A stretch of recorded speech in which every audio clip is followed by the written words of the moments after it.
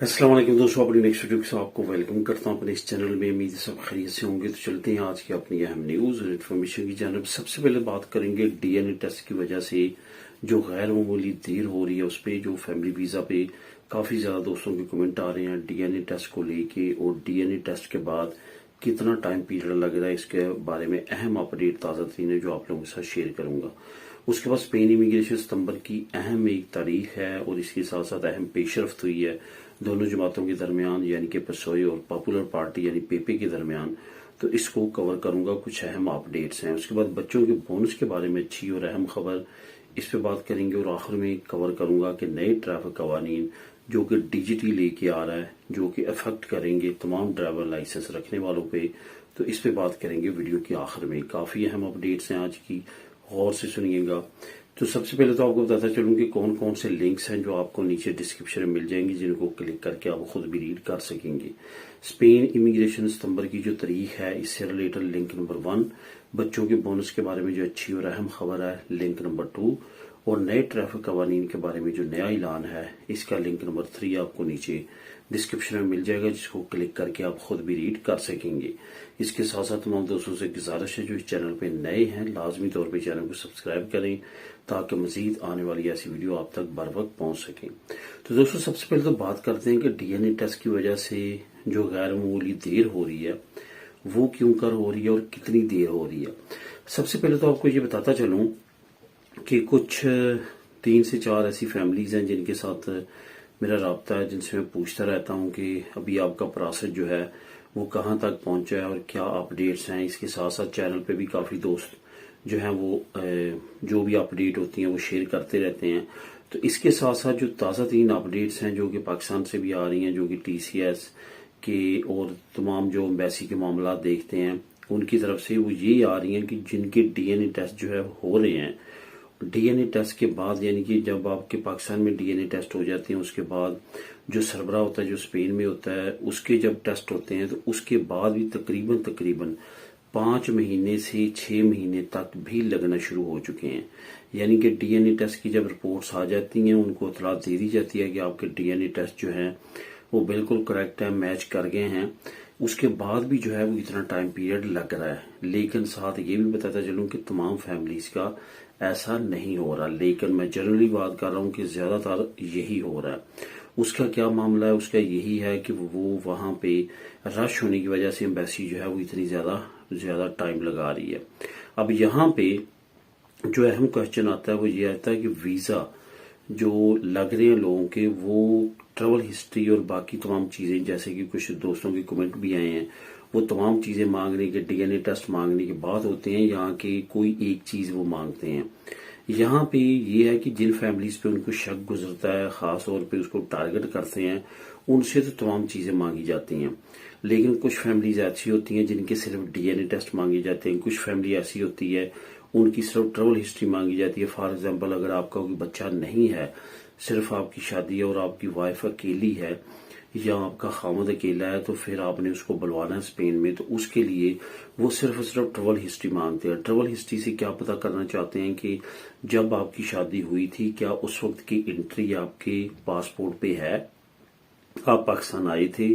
अगर आपका पासपोर्ट गुम हो गया या आपने मिसप्लेसिंग कर दिया, नहीं मिल रहा, तो फिर आपको क्या करना होगा कि एफआईए से ट्रेवल हिस्ट्री निकलवाना होगी और वो प्रेजेंट करना होगी। तो ये तमाम चीजें इस वजह से मांगी जाती हैं। इसका मकसद और नहीं होता, इसका मकसद ये नहीं होता कि ट्रेवल हिस्ट्री जैसे विजिट वीजे के लिए मांगी जाती है कि आप कौन कौन सी कंट्रीज में गए हैं, आपकी पहले ट्रेवल हिस्ट्री क्या है, वो चेक करने का इनका मकसद नहीं होता। इनका मेन टारगेट ये होता है।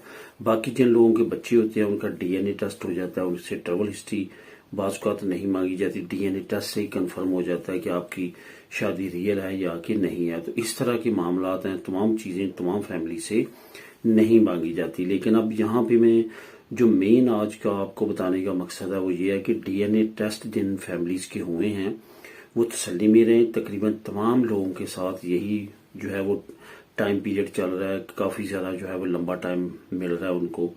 तो इस वजह से कोई भी इसमें ऐसी बात नहीं है कि स्पेसिफिक आपके साथ इस तरह हो रहा है या आपकी देर हो रही है। तमाम लोगों की, तमाम फैमिलीज के साथ सेम इसी तरह से देर हो रही है। इस वजह से आपने वेट करना है, लेकिन ये बात कंफर्म है कि जब आपका डीएनए टेस्ट ओके हो जाता है, बाकी तमाम डॉक्यूमेंट ओके हो जाते हैं, तो फिर भी आपका डीएनए टेस्ट मांगा जाता है।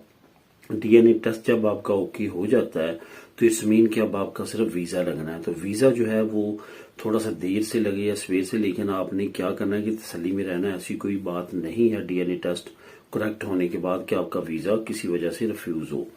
तो दोस्तों बात करते हैं स्पेन इमिग्रेशन सितंबर की एक अहम तारीख जो है उसकी अपडेट सामने आई है। लिंक नंबर 1 आपको नीचे भी मैं प्रोवाइड कर रहा हूँ, वहां पे आप खुद भी इसको रीड कर सकते हैं।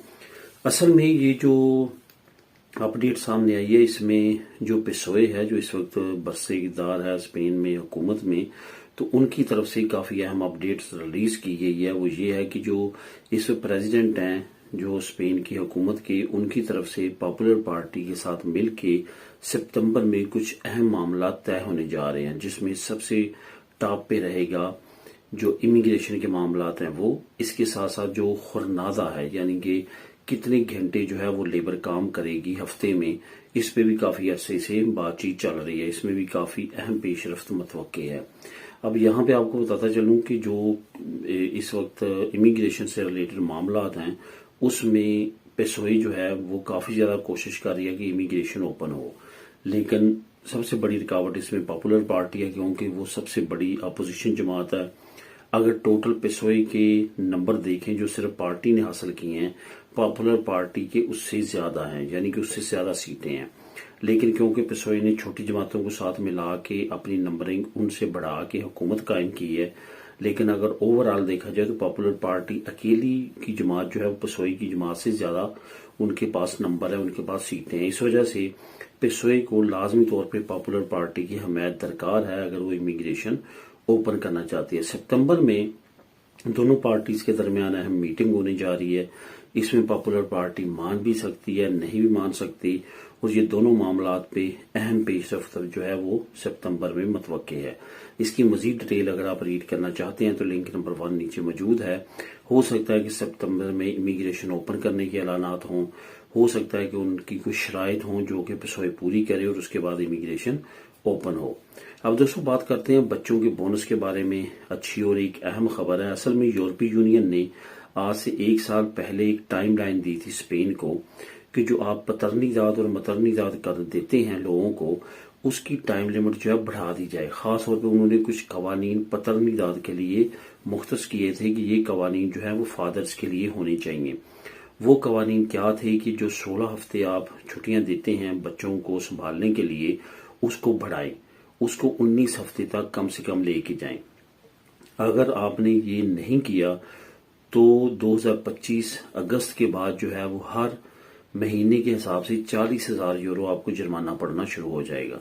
इस पे जो है वो स्पेन की हुकूमत ने काफी इमरजेंसी इकदाम करना शुरू किए हैं। इस बिल को पास करवानी जा रही है और इसके बाद जो है वो 19 हफ्ते जो है वो वालिदैन को छुट्टियां मिलेंगी। खास तौर पे जो फादर है उसके लिए उन्होंने अब बच्चे की 8 साल की उम्र जब तक नहीं होती वो मुख्तलिफ औकात में छुट्टियां ले सकता है अपने बच्चे के पास टाइम गुजारने के लिए।